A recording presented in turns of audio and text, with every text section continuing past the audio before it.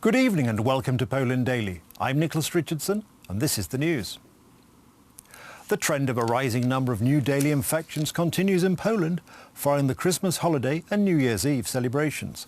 More than 17,000 new cases were recorded over the past 24 hours, a figure which is still fairly low compared to most other European Union member states. There are currently more than 19,000 COVID-19 patients in hospitals, with more than 1,800 of them using ventilators. Despite the statistics, the Minister of Health has stated that he does not have any immediate plans to introduce new restrictions in Poland. We interpret these results as a post-Christmas anomaly. The most important argument is the reference to the previous year. Then, a very similar phenomenon occurred. If we had arguments that there is a change in the trend and the reality is dynamic, then decisions on further restrictions will be made. However, at the moment, there are no such decisions. The Minister of Health also mentioned the Pulso Care programme, which aims to monitor the condition of patients. In case of so-called alert readings from pulse oximeters, a consultant or doctor contacts the patient. So far, more than 900,000 Poles have benefited from this measure. Most coronavirus infections are mild or moderate. Such patients should stay at home under the care of a family doctor. It is very important to monitor the patient's condition, which is made possible by the Home Health Care programme.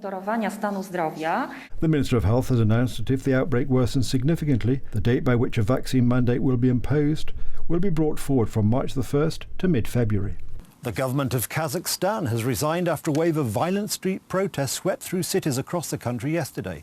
The main reason for people taking to the streets is the increased price of fuel, in particular LPG. However, many of the protesters are now also calling for political reforms and more political rights in the authoritarian country. The president of Kazakhstan, Kassym-Jomart Tokayev, accepted the Kazakhstan government's resignation today after a fuel price increase in the oil-producing Central Asian country triggered protests in which nearly 100 police were injured. Clashes resumed on Wednesday after the cabinet resigned and thousands of protesters pressed ahead towards Almaty city centre after security forces failed to disperse them with tear gas and stun grenades. Late on Tuesday, police had used tear gas and stun grenades to drive hundreds of protesters out of the main square in Almaty, the former Soviet Republic's biggest city. The protests began after the government lifted price controls on liquefied petroleum gas at the start of the year. Many Kazakhs have converted their cars to run on LPG because of its low cost. The Interior Ministry said that in addition to Almaty, government buildings were attacked in the southern cities of Shymkent and Taraz overnight, with 95 police officers wounded in clashes. Police have detained more than 200 people. Kazakhstan is a tightly controlled country which cultivates an image of political stability, which has helped it to attract hundreds of billions of dollars of foreign investment in its oil and metals industries over the 3 decades since independence. French President Emmanuel Macron has upset large parts of French society after saying in an interview published yesterday that his goal is to, and I quote, piss off the non-vaccinated in a slangy, cutting remark. The statement prompted howls of condemnation from opposition rivals less than 4 months before the next presidential election. The unvaccinated, I really want to piss them off, and so we're going to continue doing so until the end. That's the strategy, Macron told Le Parisien newspaper in an interview published late on Tuesday. France last year put in place a health pass that prevents people without a PCR test or proof of vaccination from entering restaurants, cafes and other venues. The government wants to turn it into a vaccine passport, which means only the vaccinated can have a health pass. I won't send them to prison. I won't vaccinate by force. So we need to tell them, from January the 15th, you won't be able to go to the restaurant anymore, you won't be able to dine one, won't be able to have a coffee, go to the theatre, the cinema. The expression émerdé, from merde, is considered very informal and prompted immediate criticism by rivals on social media. Macron has been criticised in the past for off-the-cuff remarks which many French people said came across as arrogant, cutting or scornful. He has later expressed contrition on several occasions. Mainstream right-wing 2022 presidential candidate Valérie Pécresse told CN News Television on Wednesday that people mustn't be insulted. I was outraged by the President's comments. I was outraged by his comments because that's not all he said. He also meant that the unvaccinated are not citizens, and it's not up to the President to pick and choose who among the French are good or bad. They have to be accepted as they are, and they should be governed and united without being insulted. Yes, we need the courage to tell the truth, but insults are never the right solution. So yes, we should end this presidential mandate of disdain.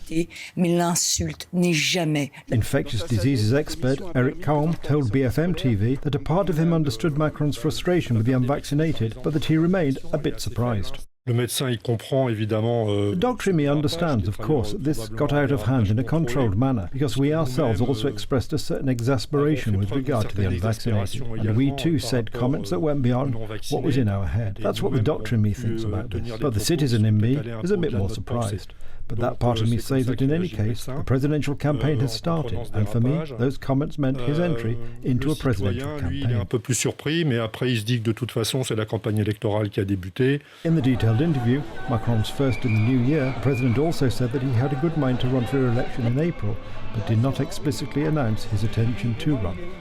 United States authorities arrested a Colombian man for his alleged involvement in the assassination of Haitian President Jovenel Moise. The suspect made his initial court appearance on Tuesday. The arrest of the former military officer paves the way for the first criminal charges in the brazen murder, which triggered a political crisis in the Caribbean nation. Haitian authorities have arrested 45 people in connection with the crime, but have not formally charged anyone. The arrest was first reported by the Miami Herald, which added that Palacios would face charges of conspiracy to provide material support resulting in the death of a foreign leader and conspiracy to kidnap and kill a foreign leader. A la llegada a Panamá. When he arrived in Panama, police authorities from Interpol Panama recognized this citizen because of a circulating red notice from United States authorities requesting his extradition. We've been in permanent contact with 3 countries to organize his deportation and his extradition to the United States yesterday. The United States Department of Justice did not immediately respond to a request for comment on the case. Haitian authorities identified Palacios as being part of a group of former Colombian soldiers who participated in the July raid on Moise's residence. Critics in Haiti have complained of slow progress, intimidation and witness tampering in that country in the investigation of Moise's killing. That's the news. Thank you for watching. Stay with us for the weather, Poland Daily Business and more programmes. But from me, it's have a good night and a better tomorrow.